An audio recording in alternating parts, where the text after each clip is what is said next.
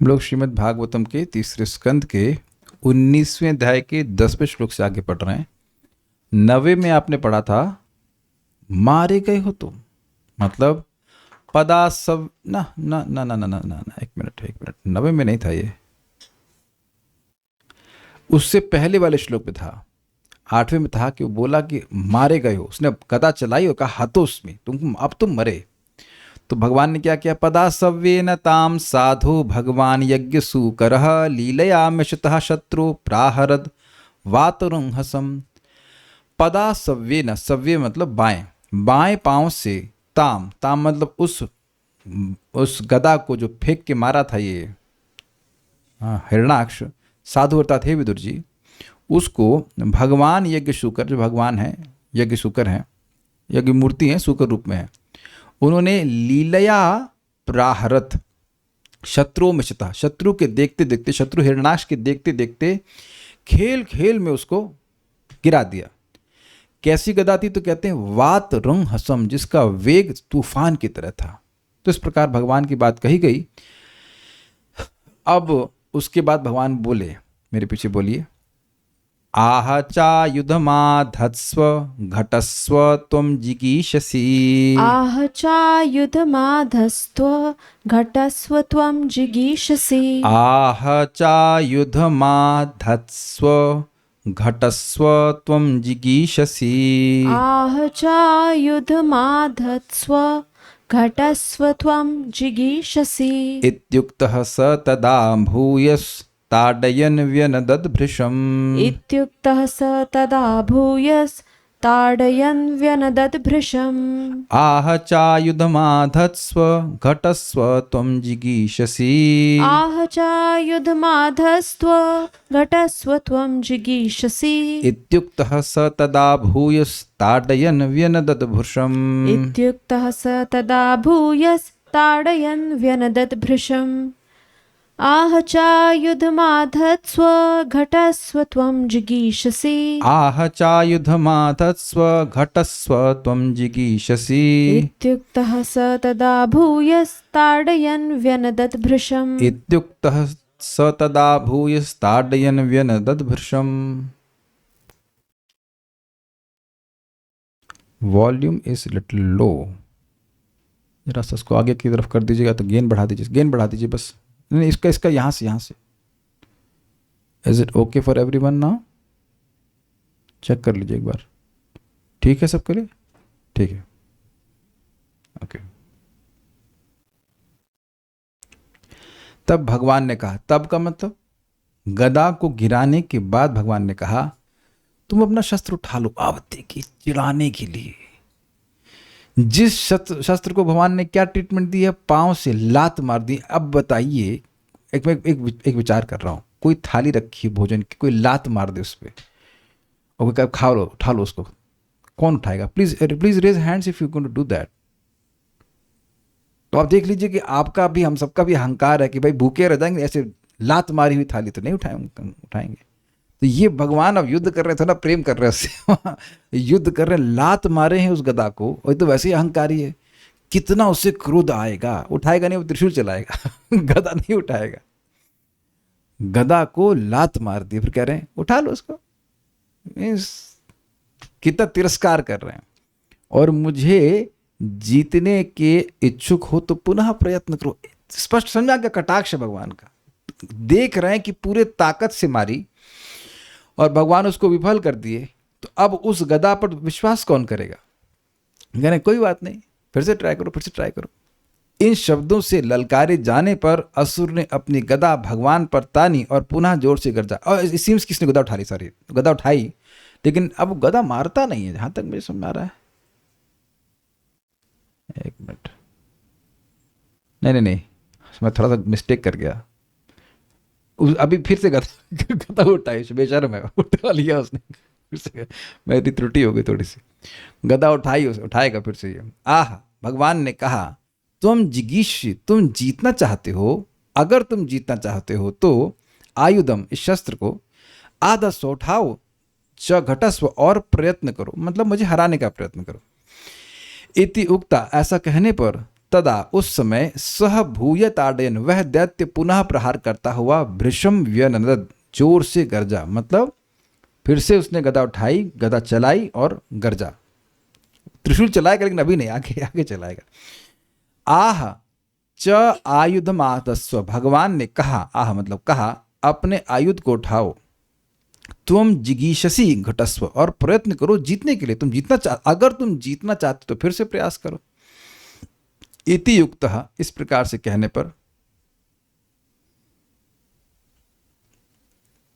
इस प्रकार से भगवान के कहने पर स अर्थात वह हिरणाक्ष तदा भूयस, उस समय फिर से ताडयन, उनको मारने का प्रयास किया, व्यनदत भृशम, और बहुत जोर से वह चिंघाड़ा जो भी किया, हम तो हल्के से बोले लेकिन जोर से वह बोला, चिंघाड़ा।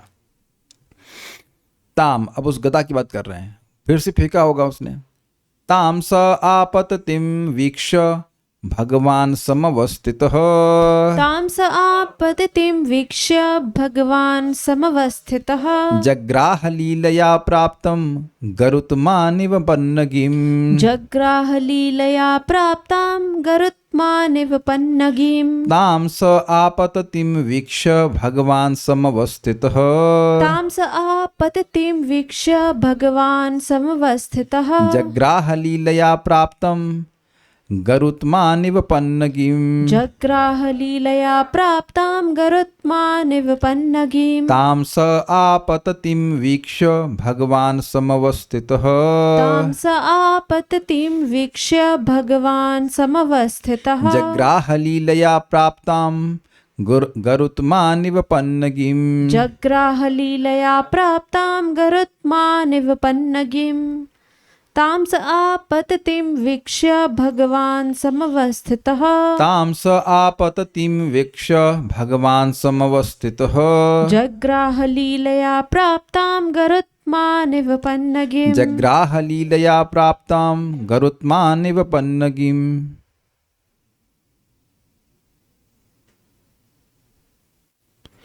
इस प्रकार अपने पुरुषार्थ को व्यर्थ हुआ देखकर, हैं कुछ आगे बढ़ गया मैं, ये बहुत डिस्टर्ब कर रहा है, एक मिनट रुकिए। हाँ अगले श्लोक पे चला गया, ये है ना। जब भगवान ने गदा को अपनी ओर आते देखा तो वे वहीं पर दृढ़ता पूर्वक खड़े रहे और उसे अनायास यानी बिना किसी प्रयास के उसी प्रकार पकड़ लिया जिस प्रकार पक्षीराज गरुड़ किसी सर्प को पकड़ ले। तो ये प्रसिद्ध बात है कि गरुड़ जी के लिए सर्प को पकड़ना वैसा ही जैसे आप लोग अपने चम्मच से चाउमीन पकड़ लेते हैं। अगर ये उदाहरण ना समझ में आ रहा हो तो ये तो समझ में आ रहा होगा। चाउमीन खाए आप लोग? खाए चाउमीन बनता है, हाँ। तो कोई दिक्कत होती है अनंत चाउमीन को पकड़ने में? नहीं। तो चाउमीन मैंने एग्जांपल क्योंकि चाउमीन थोड़ा सर्प जैसा लगता है, तो चाउमीन पकड़ने में जैसे मान लीजिए कोई दिक्कत नहीं, मुंह में डाल के चबा जाते हैं, तो गरुड़ जी ऐसे कितने ही सर्पों को चबा जाते हैं, उन्हें कोई परिश्रम नहीं होता है। यहाँ तक कि कालिया बहुत नौटंकी कर रहा था। कालिया जहाँ पे रहता था तो वहाँ के सर्पों को खुद ही खा जाता था। तय हुआ था कि गरुड़ जी आएंगे और पहले गरुड़ जी आते तो किसी भी सर्प को पकड़ लेते थे। फिजी की बात कर रहा हूँ, फिजी के पास की घटना है। पहले कालिया वहाँ रहता था तो उसके स्थान परिवर्तन का योग आया He was about to change his place। तो अब गरुड़ जी आते थे तो बहुत से सर्पों को मार के खा जाते थे। कुछ को मारते थे, कुछ को मार के खा लेते ऐसे, मतलब बेचारे शत विशत होकर के रह जाते थे। तो सिस्टम ये हुआ कि एक समय में आएंगे, शायद महीने में एक बार आएंगे, जो भी आएंगे, और एक सर्प उनको खाने के लिए दिया जाएगा, कुछ सर्प जो भी नियत किया गया हो। तो अब ये कालिया इतना अहंकार उसको हो गया था कि ये वो सर्प को खुद खा जाता, सर्पों को खुद ही खा जाता था। सर्प लोग करते हैं ऐसा। और कहता था कि गरुड़ कौन है। तो गरुड़ जी आकर के फिर उसको बहुत डांट, मतलब बहुत उसको प्रताड़ित किए। तो वहां से भागा ये, और भाग करके कालिया हृदय यहाँ वृंदावन में आ गया। Vrindavan can give shelter to all kind of people. Kaliya को भी शरण दिया वृंदावन ने, और वहां पर रह रहा था, जान रहा था कि कालिया हृदय में गरुड़ जी नहीं आएंगे। तो कहने का आशय यह है कि जब कालिया जैसे सर्प को भी गरुड़ जी हरा दिए आसानी से, तो गरुड़ जी के लिए सर्प को पकड़ना बिल्कुल आसान सी बात है। सर्प अपने आप में बहुत खतरनाक है, इसीलिए उदाहरण दे रहे हैं कि जो गदा थी बहुत खतरनाक थी, लेकिन गरुड़ जी के लिए कुछ कठिन नहीं है उसको पकड़ना। वे भगवान वराह भगवान ने ताम आपतंतिम, उस गदा को अपनी ओर आते हुए वीक्ष देखकर समवस्थितः सम्यक रूप से अवस्थित थे, खड़े हो गए, मतलब निश्चिंत खड़े हो गए, ने कोई डर नहीं लग रहा था। और प्राप्ताम लीलया, प्राप्ताम मतलब वहीं से का मतलब एग्जैक्टली जहां खड़े थे वहीं, कहीं गए नहीं। कुछ ये बात समझ में नहीं आ रही कि प्राप्ताम का अर्थ वहीं से का क्या मतलब हुआ। Okay, I may do a prop, किसी को चोट ना लगे। मेरे पास बॉल होती तो मैं बोलता, मान लीजिए बॉल में किसी को फेंकता और आप वहीं खड़े हुए हैं, तो आप उसको प्राप्त करते ना।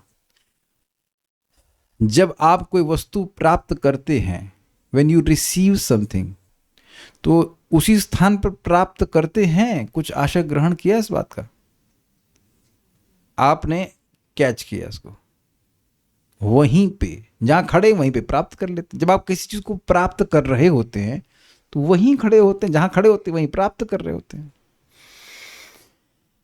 हम तो इसी तरह से समझ पा रहे हैं इसको, नहीं समझ पा रहे हैं।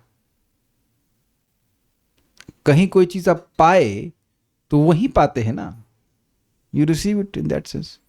तो भगवान उसको वहीं कैच कर लिए और बोले वर्ल्ड आउट आउट हो गए। तो वहीं से लीलया जग्रहा, खेल खेल में उसे ऐसे पकड़ लिए, इव गरुत्मानम पन्नगिम, जैसे गरुड़ सर्प को पकड़ लेते हैं। किसी भी सर्प को पकड़ लेते हैं, उन्हें कोई कठिनाई नहीं होती है।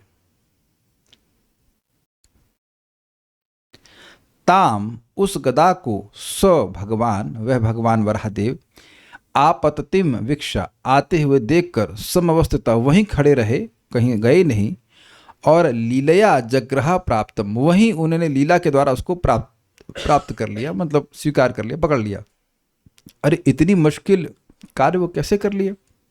तो कह रहे हैं गरुत्मान इव पन्नगिम, जैसे गरुड़ जी सर्पों को पकड़ लेते। लेकिन एक इंटरेस्टिंग बात है, अब जो मैं सोच रहा हूं उस पर इंटरेस्टिंग, कि तुलना किस चीज की जा रही है। भाई सर्प गरुड़ जी की तरफ तो नहीं आते हैं, सर्प तो गरुड़ जी को देख के भाग जाएंगे ना। तो किस चीज की तुलना कर रहे हैं? तुलना कर रहे हैं ईज ऑफ एक्शन की। मैं जहां तक समझ रहा हूं, भाई सर्प क्यों गरुड़ जी की तरफ जाएंगे, तो मर जाएगा। लेकिन गरुड़ जी जैसे भागते हुए सर्पों को भी आसानी से पकड़ लेते हैं, या किसी भी सर्प को आसानी से पकड़ लेते हैं, चाहे वो विष से युक्त भी क्यों ना हो, या कह सकते हैं जानलेवा भी क्यों ना, उसी अर्थ में कह रहे हैं, उसी प्रकार से भगवान ने लीला में पकड़ लिया। लीला मतलब खेल खेल में पकड़ लिया। आप लोग को बचपन में खेल ये अच्छा लगता था सर्पों को पकड़ना? विद्वानी पहले हाँ कर रही है, सुन तो लो पूरा। हाँ। तो आप जान रहे हैं कि ये बहुत अद्भुत उदाहरण है, क्योंकि सर्पों को पकड़ना कोई आसान बात नहीं है। ऐसे खेल खेल में भी नहीं पकड़ते, जो सपेरे भी पकड़ते हैं तो जब जान रहे होते हैं कि सर्प का दंश है उसमें, तो वो बहुत संभल के पकड़ते हैं। बाद में पकड़ते हैं, उसको दांत तोड़ते हैं, जो कुछ भी करते हो। लेकिन एक दांत से युक्त सर्प, दंश से युक्त सर्प को आसानी से केवल गरुड़ जी पकड़ सकते हैं, ये बात बोल रहे हैं। इससे ये भी सूचित हो रहा है कि ये कार्य केवल गरुड़ जी कर सकते हैं। ये क्या हो रहा भाई? ओके, अब इस असुर संग क्या हुआ? स्वपौरुषे प्रतिहते हतमानो महासुरः, स्वपौरुषे प्रतिहते हतमानो महासुरः, नैच्छद गदाम दीयमानाम हरिणा विगत प्रभः, नैच्छद गदाम दीयमानां हरिणा विगत प्रभः, स्वपौरुषे प्रतिहते हतमानो महासुरः, स्वपौरुषे प्रतिहते हतमानो महासुरः, नैच्छद गदाम दीयमानाम हरिणा विगत प्रभः, नैच्छद गदां दीयमानां हरिणा विगत प्रभः, स्वपौरुषे प्रतिहते हतमानो महासुरः, स्वपौरुषे प्रतिहते हतमानो महासुरः, नैच्छद गदां दीयमानां हरिणा विगत प्रभः, नैच्छद गदाम दीयमानाम हरिणा विगत प्रभः। तो यहां अब नहीं उठाएगा। वो बात तो ना उठाने की गदा की ठीक थी, लेकिन वो पहले वाले श्लोक में ले लिया था मैंने। इस प्रकार अपने पुरुषार्थ को व्यर्थ हुआ देखकर वह महान असुर अत्यंत लज्जित हुआ और उसका तेज जाता रहा। तो उसने देखा जाए तो 2 बार गदा फेंक के मारी, दोनों बार ये व्यर्थ हो गई। अब वह श्री भगवान द्वारा लौटा दी जाने वाली गदा को ग्रहण करने में संकोच कर रहा था। अब देखिए बात सोचने वाली है, भगवान और भगवान वराहदेव और हिरण्याक्ष वहां पर हैं, है ना? कहां पर? अच्छा, कहां पे इनको बताइए, कहां पे? जहां युद्ध हो रहा है वहां पे बात कर रहा हूं, है ना? हाँ, और लोग भी हैं, देवता भी हैं भाई, देवता भी हैं। तो उनके सामने बेइज्जती नहीं हो रही है। आप पहले ही सुन चुके हैं कि देवता लोग तो वैसे भगवान की पार्टी में, जब भगवान हार रहे थे तब बोल रहे थे मारो मारो इसको, मत खेलो, मारो मारो। तो वे क्रोधित होकर के गदा चलाए थे ना, तब याद है ना? और पहली गदा फेल हो गई, फिर भगवान के उठाओ उठाओ, फिर से प्रयास करो। भगवान देखिए इंटरेस्टिंग बात है, कोई असुर भी अपने प्रयास में अगर विफल हो जाता है, भगवान कितने उदार, उसको भी एनकरेज करते हैं। अरे हारो मत, फिर से प्रयास करो। तो आपको कितना एनकरेज करेंगे, कोई बात नहीं, कोई बात नहीं, सुबह उठ नहीं पाए आज, कोई बात नहीं, कल से फिर से उठो, you pick up your mala and chant Hare Krishna. ये अमोघ अस्त्र है। भगवान कितने अच्छे हैं, देखिए अपने शत्रु को भी एनकरेज करते। कोई करेगा हाँ भाई अपने AK-47 उठाओ, फिर से मारो, गोली मारो, गोली मारो, ना ना, भगवान कितने अच्छे हैं, अपने शत्रु को भी एनकरेज कर रहे हैं। लेकिन अब दोबारा जब गदा फेल हो गई तो हमें तो लगता है कि देवता दांत दबा कर हंस रहे होंगे देखो देखो, वह भी देख रहा होगा। मतलब हम ये अज्यूम कर रहे हैं कि सब भी हो रहा होगा कि सब उसका मजाक बना रहे, देखो बड़े आए थे, युद्ध मांग रहे थे, ये युद्ध की भिक्षा मांग रहे थे, किससे? वरुण देवता से मांग रहे थे। हाँ, बहुत देवताओं को भगाए, अब क्या गई तुम्हारी गदा का तेज, इत्यादि इत्यादि। इस प्रकार से वह संकोच कर रहा था, शर्मा रहा था।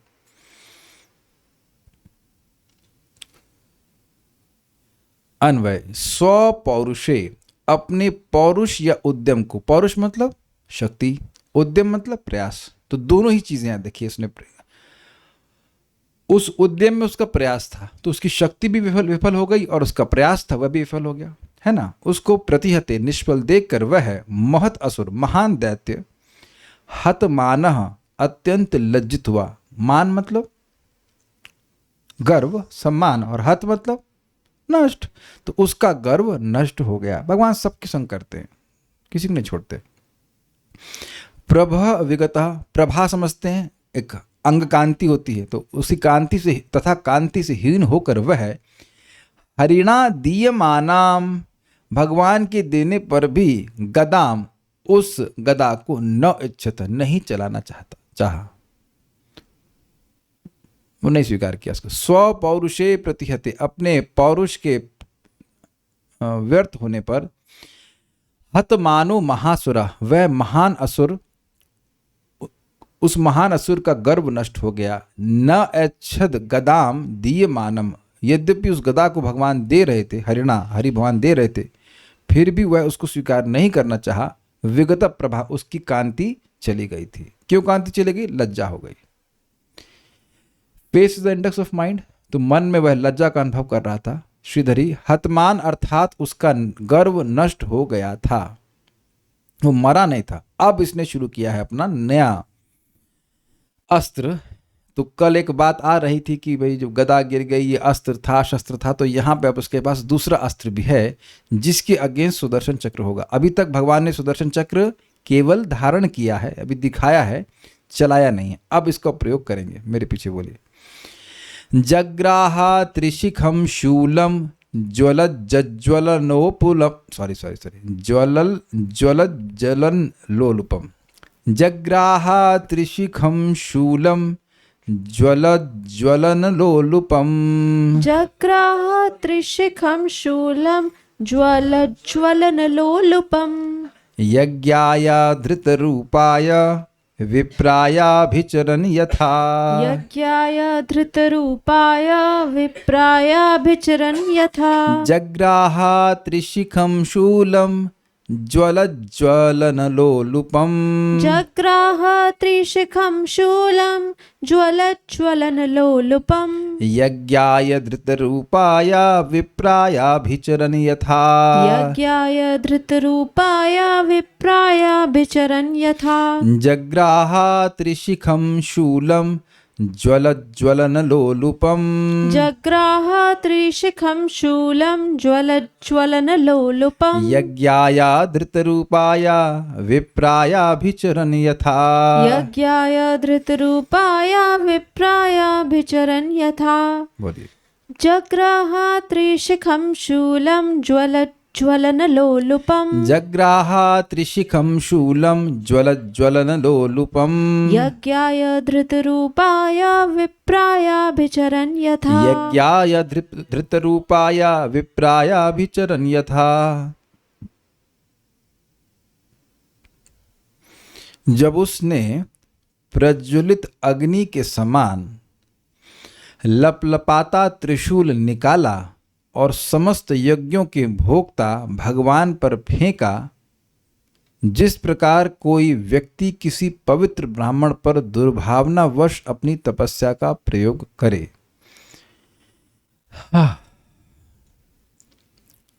यथा विप्राय अभिचरण, जैसे कोई ब्राह्मण पर निष्फल मारणादि अभिचार क्रिया करे, उसी प्रकार। ये क्या है मतलब इसका? कोई ब्राह्मण है, वह तेज से युक्त है, अच्छा भक्त है, तो उसको कोई अभिचरण, अभिचार समझते हैं आप? हाँ, बड़े जोर से बोलनी अभ्यास है कुछ आपको क्या? जानते हैं, यू नो एस्ट्रोलॉजी में होता है। अच्छा, हाँ, यस, यू नो इट। तो ये कह रहे हैं अभिचार दोष एक एस्ट्रोलॉजी में होता है, और उसमें ये होता है कि व्यक्ति कुछ तंत्र मंत्र करके किसी को मारने का प्रयास करता है। तो अब एक हमको अद्भुत बात लगती, कभी कभी भक्त लोग कहते हैं हम इस पर विश्वास नहीं करते, तो भागवत पे विश्वास नहीं करते हैं? कितने लोग भागवत पे विश्वास नहीं करते हैं? तो आपके सामने श्लोक है ना, शब्द है अभिचरण, ये भी एक विद्या होती है। कभी कभी किसी को कुछ खिला देते हैं या कुछ भी मंत्र कर देते हैं उसका, तो अब उससे व्यक्ति मर ही जाता है, मतलब उसको इलाज नहीं होता उसका। कभी किसी पे ऐसी समस्या हो तो एक इसका सिम्टम है, हम बता देते हैं, हम तो बहुत बार देखे हैं सब, कि आपको मतलब उस व्यक्ति के ऊपर दवा काम नहीं करेगी। वो डॉक्टर को दिखाते दिखाते आप थक जाएंगे, लेकिन वो बीमारी का इलाज ही नहीं होगा। तो ये सब चीज़ें की जाती हैं, हम तो अनुभव किए हैं सब चीज़ों को। इस प्रकार से लोग, हम करने का अनुभव नहीं है लेकिन होने का, और इस प्रकार से लोग प्रयास करते हैं कि कोई व्यक्ति मर जाए, परेशान हो जाए। ऐसे नहीं कि वो तुरंत, अगर बहुत शक्तिशाली होगा तो मार भी देगा, जैसे कि उन्हें कृत्या उत्पन्न करी थी किसके लिए? अमरीश महाराज के लिए, दुर्वासा मुनि ने करी थी। वो भी सब अभिचार में आता है। तो ये एक सिद्धांत है कि कोई व्यक्ति किसी शुद्ध भक्त या ब्राह्मण के प्रति ऐसा कार्य करता है तो उस पर वह कार्य नहीं करता, बल्कि वह एनर्जी उसी को नष्ट करती है। ये आगे भी आप सुनने वाले हैं नवें स्कंद में भी। तो ये कह रहे हैं कि सिद्धांत है कि महान ब्राह्मण है, भक्त है, उस पर कोई मारने का प्रयास करे इस तंत्र मंत्र के द्वारा, तो वह निष्फल हो जाता है। उसी प्रकार यज्ञाय धृत रूपाय, समस्त यज्ञों के भोक्ता एवं वराह रूप धारण किए भगवान हरि को मारने के लिए, धृत रूपाय मतलब जिन्होंने शुक्र रूप धारण किया हुआ है, स्वीकार किया हुआ है, उसको, उनको मारने के लिए। ज्वलत मतलब जलती हुई, ज्वलन अर्थात अग्नि के समान, लोलुपम, लोलुप मतलब ईगर नहीं, लोभ, सेंस ऑफ ईगरनेस ही है। जैसे अग्नि जब जलती है तो जो भी ज्वलनशील पदार्थ है उसको जलाने के लिए वह लोलुप होती है कि नहीं? और इसीलिए हम कहते हैं लपलपाती हुई अग्नि। लपलपाने का मतलब क्या होता है? आप लोग कुछ समझ रहे हैं? जीभ लपलपाना उसमें भी वहाँ पे ग्रीड का ही बोध होता है कि रसगुल्ला देखते ही उनकी जीभ लपलपाने लगी, तो मतलब खाने के लिए उत्सुक होने लगी। तो लोलुप मतलब वह त्रिशूल जो था, त्रिशिखम मतलब तीन नोकों वाला शूल जग्राह, उसने उठा लिया। पॉइंट इज, आप इसको स्मरण कर सकते हैं कि विजुलाइज कर सकते हैं कि उसके हाथ में एक त्रिशूल है और उससे अग्नि भी प्रकट हो रही है। उसमें 3 शिखाएं। हमको एक बात समझ में नहीं आई कि शूल, ओहो, अब समझ में आया। अच्छा, त्रिशिखम शूलम कहा गया है। अनुवाद यद्यपि शूल में त्रिशूल कर दिया गया है, लेकिन शब्द क्या है? शूल। शूल एक भी हो सकता है। शूल अगर नहीं समझ में आ रहा है एक शूल वाला, तो इस्कॉन वृंदावन की ग्रिल को देख लेना। अब पता नहीं वैसी रही कि नहीं रही, अब खत्म कर दिया। पहले थी ना उसमें ऐसे, आप जानते हो भाला, भाला एग्जैक्टली भाला, तो भाले को शूल कहेंगे, आगे से वो पॉइंटेड होता है। समझ गए? तो क्लियर है। तो त्रिशूल उसमें 3 होंगे। शिव जी का त्रिशूल समझ में आता, त्रिशूल समझ रहे हैं? तो त्रिशिखम शूलम का मतलब हो गया 3 नोकों वाला शूल, अर्थात त्रिशूल। ये ऐसे समझना होगा। 1 2 तो ऐसे होता है ना, 3 इस प्रकार से, इसी तरह से ना, इसमें उंगली कर रहा हूं इस तरह से। जग्राह, उसको उठा लिया। अब एक बड़ी अद्भुत बात है, भगवान का एक मुख है अग्नि, यज्ञ की अग्नि, और उसमें आहुति दी जाती है। लेकिन ये भाई साहब यज्ञ मूर्ति भगवान में अग्नि स्वरूप त्रिशूल दे रहे हैं। कुछ समझे? कुछ समझे आप? पवित्र यज्ञ की अग्नि में सुंदर सुंदर आहुति दी जाती है, पवित्र वस्तुओं की आहुति दी जाती है, लेकिन उन्हीं यज्ञ मूर्ति भगवान जिनकी एक प्रतिनिधि अग्नि है, उसमें इस अग्नि स्वरूप त्रिशूल की आहुति दे रहे हैं। जो उस यज्ञाग्नि स्वरूप भगवान को ही खाना चाहती, जो कि संभव होगा? क्या अग्नि कभी अग्नि को खा सकती है? चाहे कितनी भी लोलुप हो, लेकिन अग्नि अग्नि को नहीं खा सकती है। तो यज्ञ मूर्ति भगवान को ये त्रिशूल कैसे खा सकता है? तो इसको समझाने के लिए बोल रहे हैं कि जैसे एक ब्राह्मण पर कोई अभिचार किया जाएगा तो वह कार्य नहीं करेगा। तो यद्यपि इसने त्रिशूल को उठाया है, लेकिन वह निष्फल होना ही है, जैसे इसकी गदा निष्फल हो गई। ये बात है।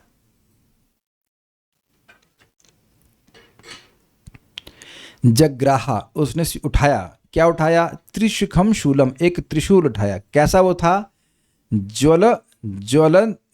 ज्वलन लोलुपम, वह एक अग्नि के समान था, जो प्रज्वलित अग्नि थी और तीनों दिशाओं को खाने वाली थी। जैसे अग्नि उसके आसपास के क्षेत्र को खाती है, जैसे अभी कहीं इजराइल वगैरह में आग लगी हुई है, और अभी कुछ समय पहले ऑस्ट्रेलिया में भी आग लगी थी, मैंने सुना, जो क्या कहते हैं फॉरेस्ट फायर। तो जितने भी आसपास का क्षेत्र उसे खाती जाती है, तो संतुष्टि नहीं होती है। अग्नि ऐसे नहीं कहती चलो भाई हमने 1 किलोमीटर खा लिया हम शांत हो जाएंगे, नहीं, वो खाती जाती है। तो ऐसा लग रहा था कि वो त्रिशूल तीनों दिशाओं को, 4 दिशाओं को खा जाएगा अपनी अग्नि से। तो ऐसे उसने त्रिशूल को ग्रहण किया। ध्यान दीजिएगा कि त्रिशूल में अग्नि भी प्रकट हो रही थी, सिंपल त्रिशूल नहीं था। उसको यज्ञाय धृत रूपाया, जो यज्ञ स्वरूप हैं और जो वराह का स्वरूप धारण किए, उनको मारने के लिए उसने ग्रहण किया। यथा विप्राय अभिचरण, जैसे ब्राह्मण को मारने के लिए कोई व्यक्ति अभिचार क्रिया करे, मतलब जैसे ब्राह्मण अभिचार क्रिया से मरने वाला है ही नहीं, ऐसे भगवान इससे मरने वाले नहीं है, लेकिन स्वीकार इसने किया। इससे 2 आशय और भी हैं। कोई ब्राह्मण को मारने के लिए अभिचार कर रहा है, तो क्या वो अच्छा व्यक्ति है? तो अच्छा व्यक्ति नहीं होने की उपमा भी दी जा रही है। ब्राह्मण मतलब एकदम सुंदर स्वभाव वाला व्यक्ति, शांत स्वभाव वाला व्यक्ति, जो किसी का अहित नहीं करे। यस, तो जो ऐसे व्यक्ति को मारने का किसी भी तरह से प्रयास करेगा, क्या वह व्यक्ति अच्छा कहलाएगा? नहीं कहलाएगा। तो वैसे भी तुलना की जा रही है कि कोई मारने का प्रयास करे तो ये भगवान को मारने का प्रयास कर रहा है, तो क्या अच्छा है? बिल्कुल अच्छा नहीं है। और दूसरा उपमा दी जा रही है इस अर्थ में कि ये निष्फल हो जाएगा, वैसे ही जैसे कि ब्राह्मण मरने वाला नहीं है अविचार से।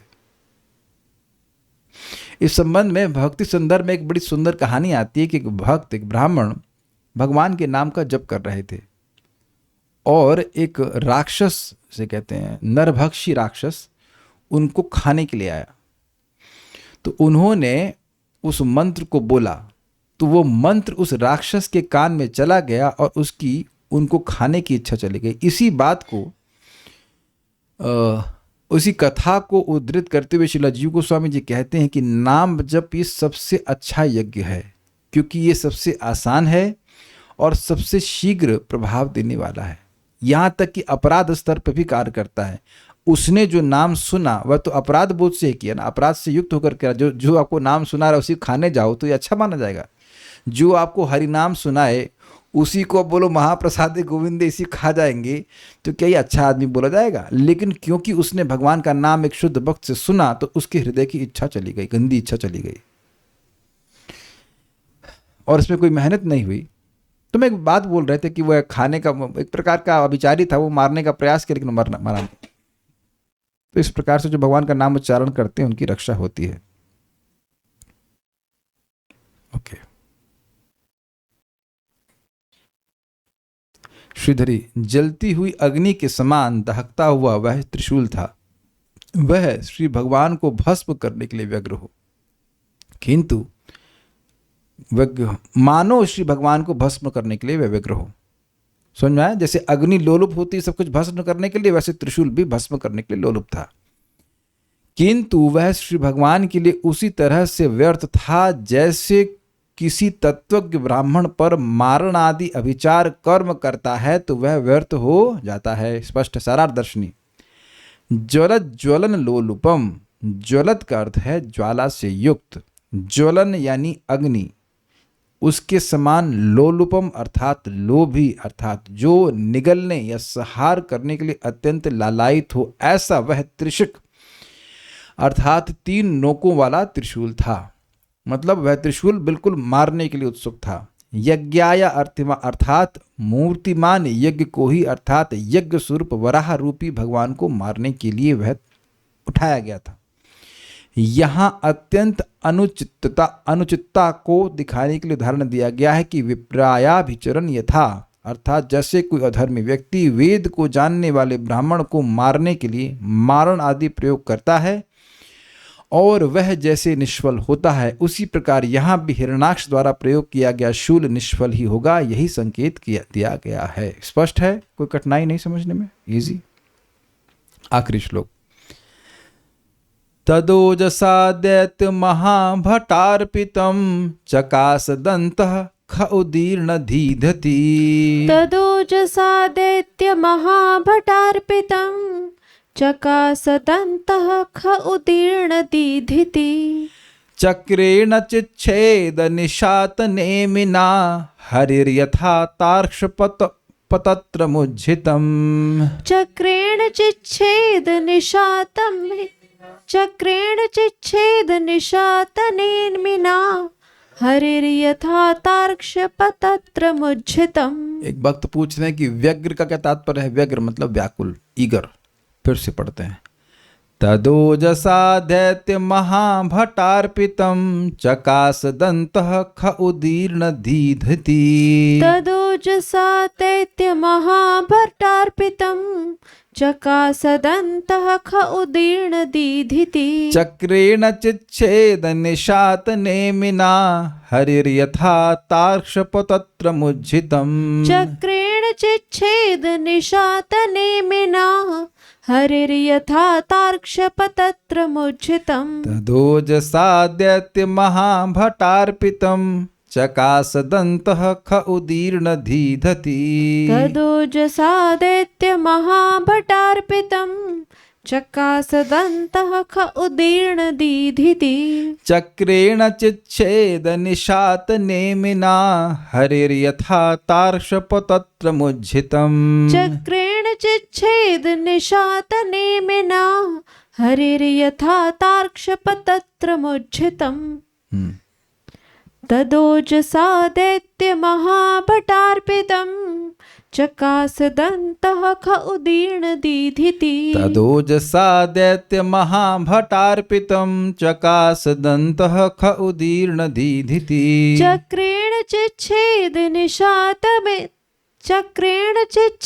निशात नेमिना हरिर्यथा तार्क्ष पतत्र मुज्झितम्। चक्रेण चिच्छेद निशात नेमिना हरिर्यथा तार्क्ष पतत्र मुज्झितम्।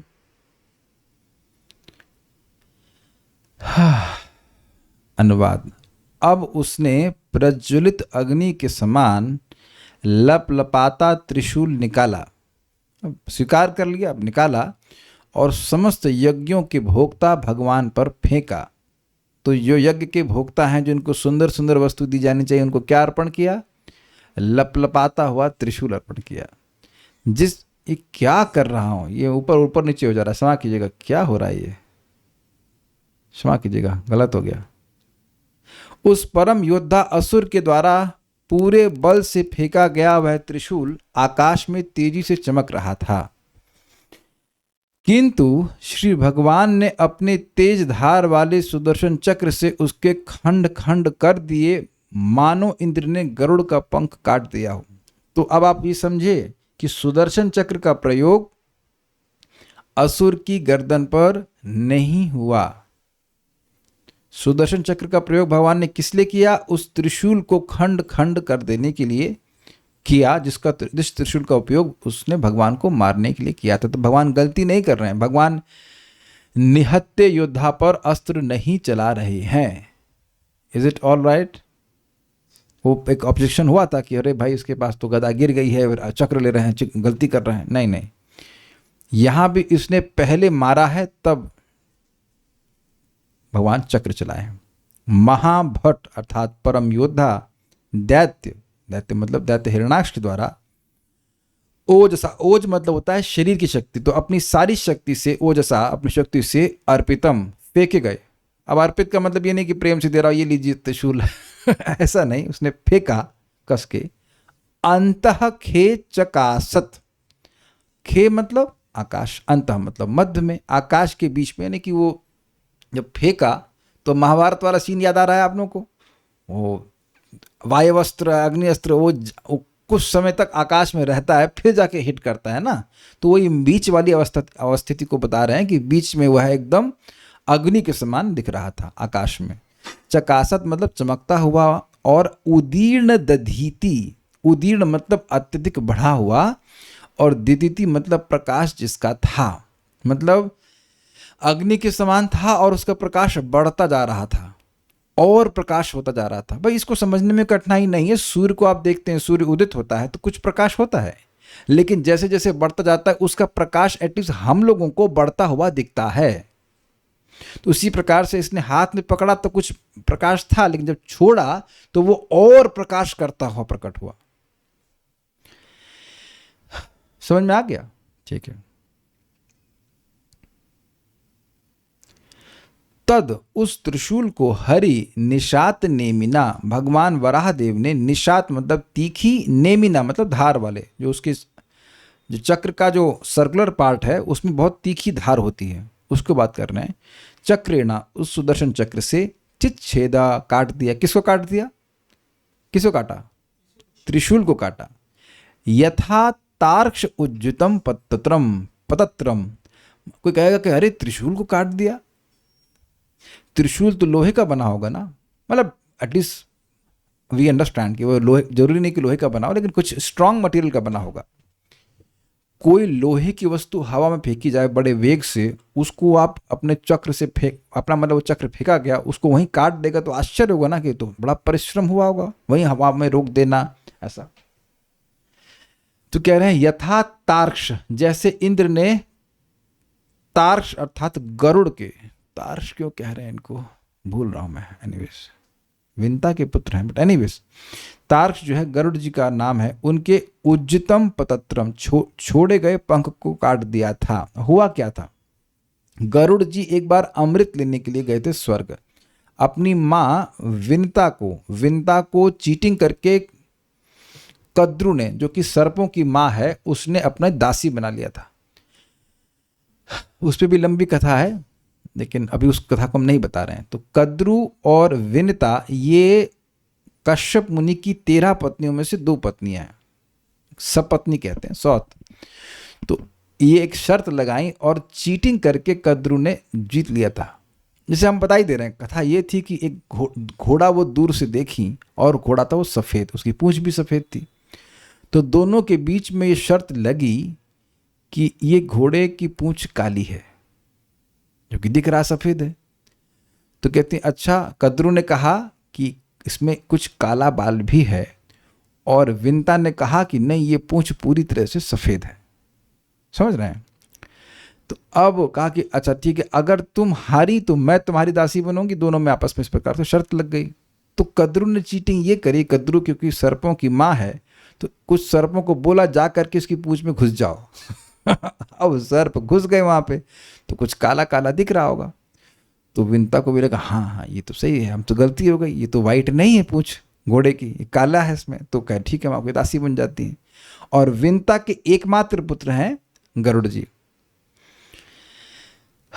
तो अब गरुड़ जी अरुण, मुझे नहीं पता, हमको नहीं पता। गरुड़ है, अरुण का हमको पता नहीं। अरुण भी होंगे, हो सकता है अरुण भी, हमको नहीं पता उसके बारे में, लेकिन गरुड़ जी तो हैं। अब हमको तो ये जानकारी है कि गरुड़ जी, अभी तक हो सकता है गरुड़ जी हो, आगे हमको नहीं पता अरुण का। अरुण का पता नहीं, गरुड़ का पता है। तो हम अपने मन से कुछ नहीं बोलेंगे, होगा अरुण होंगे, हैं तो होंगे, ठीक है, कोई दिक्कत नहीं। 2 बच्चे थे, लेकिन अभी यहाँ पर कथा में गरुड़ जी हैं। 2 छोटे होंगे और बाद में पैदा होंगे। We have no idea, but Garud ji तो है। जो कथा में था, जो हमने कथा सुनी वहाँ पे गरुड़ जी थे। तो गरुड़ जी भी अब दास बन गए, तो उनको सर्पों को अपने ऊपर ढो करके लेके जाना पड़ता था। तो बड़े मजे हो रहे थे उन लोग के। तो अब गरुड़ जी पूछे अपनी सौतेली माँ से कि मेरी माँ को दासित्व से कैसे मुक्ति मिलेगी। तो कह रहे कि हमारे लिए अमृत क्या जब बच्चों के लिए, सर्पों के लिए, सर्पों के लिए अमृत, खुद विष नहीं त्यागेंगे और अमृत पी करके अमर हो जाएंगे। सोचिए कितना फजीता हो जाता। तो तब वह गरुड़ जी इंद्र के पास अमृत लेने के लिए गए थे। तो जब अमृत कलश लेके आ रहे थे, तब इंद्र ने उनसे युद्ध किया अपने सारे संगियों के संग। तो वहां पर इंद्र ने वज्र चलाया, और वज्र बना है भगवान की शक्ति से, भगवान विष्णु की शक्ति से। तो क्योंकि वज्र अमोघ है, इसलिए उसका सम्मान करने के लिए गरुड़ जी ने अपना एक पंख समझ लीजिए, पंख मतलब पूरा पंख नहीं, जैसे आपने यहाँ पे कौवे के पंख देखे होंगे उड़ते हुए, तो उस प्रकार से एक पंख को छोड़ दे कि भाई इसको तुम डिस्ट्रॉय कर लो। तो अब उस पंख को नष्ट करने में क्या मेहनत होगी वज्र को? कोई मेहनत नहीं होगी। तो थोड़ा जो एनालॉजी समझिए उसके बात को। गरुड़ जी ने पत्र अपना पंख छोड़ा, तो उस पंख से इंद्र का क्या होना है? कुछ नुकसान नहीं होना, ठीक। और उस पंख को काटने में वज्र को क्या परिश्रम होना है? कोई परिश्रम नहीं होना। उसी प्रकार से त्रिशूल जो ये छोड़े हैं भाई साहब हिरणाक्ष, ये भगवान क्या कर सकता है? कुछ नहीं कर सकता है। और त्रिशूल को काटने में सुदर्शन चक्र को क्या मेहनत होनी है? कोई मेहनत नहीं होनी है। समझ में आ गया? बिल्कुल सही। ये उदाहरण देते हैं ना ये मैत्री मुनि, ये बड़ा मजेदार लगता है। कितना सोच के दे रहे हैं ना, उससे बिल्कुल समझ में आ जाएगा कि वही कोई कहे कि हमें कौवे का पंख तोड़ दिए, तो उसमें कोई बड़ा पुरुषार्थ तो नहीं माना जाएगा। तो सुदर्शन चक्र के लिए इस त्रिशूल को खत्म करना आकाश में ही वैसे ही आसान है यथा जैसे वज्र के लिए गरुड़ जी के द्वारा त्यक्त एक पंख को तोड़ना, खत्म करना, नष्ट भ्रष्ट करना आसान था। समझ में आ गया सबको? इजी है। तो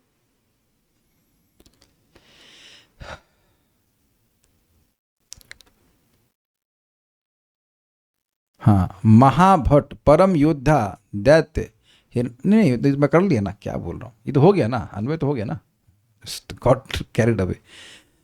तद उस त्रिशूल को ओजसा, जो पूरी शक्ति के साथ दैत्य महाभटार्पितम, महान योद्धा उस दैत्य हिरणाक्ष के द्वारा अर्पित किया गया था। भगवान को अर्पित मतलब फेंका गया था। चकासत, और जो है प्रकाशित हो रहा था। अंतःखे, अंतःखे मतलब जो आकाश में खूब प्रकाशित था। और उदीर्ण दीधति, उसका प्रकाश सर्वत्र फैल रहा था। उसको चक्रेण चिच्छेद, अपने सुदर्शन चक्र के द्वारा भगवान ने काट दिया। वह चक्र कैसा था? निशात नेमिना, उसकी नेमी, उसका जो धुरा था, जो धुरा बोलेंगे ना, धुरा नहीं, जो उसका सर्किल कह लीजिए, जो बाहर का पेरिफेरी कह लीजिए, वह बहुत तीक्ष्ण था। उसके द्वारा काट दिया। किसने? हरि ने, भगवान श्री हरि ने। यथा तार्क्ष पतत्र मुज्जितम, जिस प्रकार तार्क्ष पत्रम उज्जितम, गरुड़ जी के द्वारा जो अपने पंख को त्याग दिया गया था उसको इंद्र ने काट दिया था वज्र के द्वारा। ये बात है। श्रीधरी, महाबलवान हिरणाक्ष के द्वारा छोड़ा हुआ वह त्रिशूल आकाश में जाकर चमकने लगा। उस त्रिशूल को श्री भगवान ने अपने तीव्र धार वाले चक्र से उसी तरह से काट डाला जिस तरह गरुड़ के द्वारा छोड़े गए उनके पंख को इंद्र ने अपने वज्र से काट डाला था। एक बार अपनी माता विंता को सर्पों की माता कद्रु के दासित्व से मुक्त करने के लिए अमृत कलश लाने के लिए गरुड़ स्वर्ग लोक में गए और वहां के देवताओं को परास्त करके जब वे अमृत कलश को ला रहे थे उस समय इंद्र ने गरुड़ जी पर अपने वज्र का प्रयोग किया। चूंकि वज्र अमोघ है, वह कभी विफल नहीं होता है, इसलिए गरुड़ जी ने अपना एक पंख छोड़ दिया और इंद्र ने अपने वज्र से उसे काट डाला। इसी तरह श्री भगवान ने उस त्रिशूल को काट डाला। बिल्कुल इजी है। सारा दर्शनी में कुछ इंटरेस्टिंग बातें हैं। चकासत अंतः खे, जिसका अंतः दीप्तिमान हो रहा था, और खे अर्थात आकाश में उदीर्ण धीधती, जिसका धीधती अर्थात तेज, उदीर्ण अर्थात बाहर की ओर भी फैल रहा था, ऐसा शूल वह था। क्या मतलब है भाई? ये वह यह कह रहे हैं कि जैसे सूर्य है, सूर्य प्रकाश बाहर भी देता है और सूर्य अंदर भी प्रकाशमान होता है ना, तो कह रहे हैं कि ये त्रिशूल अंदर से भी हीट और प्रकाश से युक्त था। कुछ ऐसा भाव प्रस्तुत कर रहे हैं। चकासत अंतः, वह अंदर में भी प्रकाश से युक्त था। देखिए, मैं आपको एक हिंट दे दिया था कि ये लोहे का बना है। ये लिखा कहीं नहीं श्लोक में कि लोहे का बना है। हम लोग, अच्छा मैं पूछूं कि सुदर्शन चक्र का मटेरियल क्या है? हाँ भाई बताइए जल्दी से। सुयशा माता जी को पता होगा। नहीं पता आपको? आप अपने मन से सोच लोगे कि वह लोहे का बना होगा या हीरे का बना होगा। हाँ सुंदरा माता जी, अब बताइए सुदर्शन चक्र। ना, नहीं पता। ये तो हम सोच रहे हैं कि फोटो में बना देते हैं, सोचते हाँ लोहे का बना होगा ना भाई। तीखीदार हो, हाँ तो लोहे का बना होगा, स्टील का बना होगा। कोई कुछ उत्तर आया क्या? यहाँ भक्तों को पूछता हूँ मैं भाई, कौन सा मेटल है भाई? यूरेनियम। बलराम जी, बलराम जी कहाँ से आ गए? कहाँ हैं आप? बलराम जी कहाँ से आ गए? ये एक सोचने वाली बात है ना कि भगवान की गदा है, वो किस मटेरियल से बनी होगी? तुरंत आप सोचेंगे लोहे की बनी होगी, क्योंकि यही देखे एक भक्त कह रहे हैं सूर्य की किरण से बनी हुई। नहीं है, ऐसा कुछ नहीं है। लेकिन जो भी वो प्रकाशमान था। कुछ ऐसा भी आप देख सकते हैं। बल्ब तो समझ में आ रहा है ना, बल्ब अंदर भी प्रकाशमान होता है और बाहर भी प्रकाश देता है। वो है फिलामेंट ही, लेकिन फिलामेंट ही पूरा वो अब प्रकाशित हो जाता है कि नहीं? तो ऐसे अर्थ में कह रहे हैं कि ऐसा नहीं है कि केवल बाहर प्रकाश दे रहा था, उसके अंदर भी प्रकाश था और उसका प्रकाश पूरे आकाश में भी फैल रहा था। ये समझ में आ गया? ये एक अर्थ है। दूसरा अर्थ क्या है भाई? हाँ, अथवा जिसका प्रकाश अंतः खे, यानी आकाश के भीतर प्रज्वलित हो रहा है, ऐसा शूल। तो ये तो स्पष्ट है, सामान्य अर्थ था। निशीत नेमिना अर्थात तीव्र धार वाले चक्र द्वारा हरि यथा, जैसे देवराज इंद्र ने गरुड़ के त्यागे हुए पंख को काटा था, वैसे ही भगवान ने उस शूल को छिन्न भिन्न कर दिया। प्राचीन काल में गरुड़ जब देवताओं को पराजित कर अमृत कलश लेकर जा रहे थे, तो तब देवराज इंद्र ने उन पर वज्र प्रहार किया। उस समय इंद्र द्वारा छोड़े गए वज्र की अचूकता बनाए रखने के लिए गरुड़ ने अपना एक पंख त्याग दिया था। इंद्र ने उसी त्यागे हुए पंख को वज्र से काटा था और कटा हुआ पंख आकाश में प्रज्वलित होकर जैसा प्रकाशित हो रहा था, उसी प्रकार आकाश में प्रकाशित वह शूल भी दिखाई दे रहा था। यही संबंध यहाँ जोड़ा गया है। अब ये बात ध्यान देने वाली बात है। आपको लगेगा सेम बात है, सेम बात नहीं है। लास्ट में उन्होंने कुछ एक्स्ट्रा बात बोली है। क्या बात बोली है? जैसे वो जो गरुड़ जी ने पंख छोड़ा वह भी प्रकाशित हो रहा था, वह भी अर्थ यहाँ पे जोड़ रहे हैं। केवल काटने के अर्थ में नहीं ले रहे हैं। गरुड़ जी का जो पंख है वह भी चमक रहा था, और जब भगवान, क्षमा कीजिएगा, जब वज्र के द्वारा उसे काटा गया तो वो छिन्न भिन्न होने के बाद भी प्रकाशित हो रहा था। तो देखिए, आपको लगेगा कि वही कमेंट्री वो नहीं है, कुछ स्पेशल बात है। तो यानी कि वह त्रिशूल जब छोड़ा गया तब तो चमक ही रहा था, और जब उसे काटा गया सुदर्शन चक्र के द्वारा, तब भी वह छिन्न भिन्न होने के बाद भी चमक रहा था। उसके स्प्लिंटर समझते हैं, स्प्लिंटर समझते हैं आप लोग, कोई बम फोड़ते हैं तो उसके स्प्लिंटर ऐसे जगह जगह जाते हैं, तो वह भी एकदम अग्नि से युक्त था। तो वह जो त्रिशूल कटा है वह भी कटने के बाद भी प्रकाशमान है। यह संबंध यहां जोड़ रहे हैं। देखिए ये बात इसलिए यथा वाला एग्जाम्पल दे रहे हैं क्योंकि अब इंद्र ने जब प्रहार किया तो लोगों ने उस बात को सुना तो है एटलीस्ट कि भाई हुआ क्या था वहां पर। इंद्र ने जब गरुड़ जी के पक्ष को काटा तो क्या हुआ वो सामान्य लोग जानते हैं, यानी कि विदुर जी भी जानते हैं, मैत्रेय मुनि विदुर जी को सुना रहे हैं, तो वो बात जानते हैं, उसलिए उस दृष्टांत को दे करके समझा रहे हैं कैसे वह त्रिशूल कटा। ठीक है, और ये बात भी समझ लेना होगा कि वह जो पंख था वो इंद्र का कुछ कर नहीं पाया, वो ना ही उन्हें कुछ करने के लिए फेंका भी था लेकिन कुछ कर नहीं पाए। उसी प्रकार से त्रिशूल भी कुछ भगवान का कर नहीं पाया। तात्पर्य यहाँ पर आए हुए गरुड़ और इंद्र का प्रसंग इस प्रकार है। एक बार गरुड़ ने अपनी माँ विंता को सर्पों की माता और अपनी सौतेली माता माँ कद्रु के चंगुल से छुड़ाने के लिए स्वर्ग में देवताओं से अमृत का पात्र छीन लिया। जब इसका पता चला तो स्वर्ग के राजा इंद्र ने गरुड़ पर अपना वज्र चलाया। यद्यपि गरुड़ अजेय था किंतु इंद्र के अचूक आयुध का सम्मान करने के लिए तथा स्वयं भगवान का वाहन होने के कारण उसने अपना वह एक पंख गिरा दिया जो वज्र से चूर चूर हो गया था। एक इंटरेस्टिंग बात यहाँ क्या मिली, गरुड़ जी पंख क्यों गिराए? क्योंकि उनके ही स्वामी भगवान विष्णु की शक्ति से वज्र बना था, इसलिए सम्मान किए। ऐसा नहीं कि अब कोई भी देवता का वो कोई अस्त्र चला देगा तो वह अब अपना पंख गिराते बैठेंगे, नहीं। उच्च श्लोकों के निवासी इतने संवेदनशील होते हैं कि लड़ाई में भी वे भद्रता के नियमों का अनुसरण करते हैं, जैसे कि गरुड़ जी का उदाहरण यहाँ पे दिया जा रहा है। गरुड़ इंद्र के प्रति सम्मान व्यक्त करना चाह रहा था और उसे पता था कि इंद्र के वज्र से कुछ न कुछ नष्ट होना है, अतः उसने अपना एक पंख दे दिया, और तो कुछ है नहीं। तो अब इसके बाद क्या होगा वह हम लोग कल सुनेंगे। कोई प्रश्न किसी भक्त का है तो हम देखते हैं। नहीं, कोई प्रश्न नहीं, so will stop here. Shrimad Bhagavatam की जय, श्रील प्रभुपाद की जय, निताई गौर प्रेमानंदे।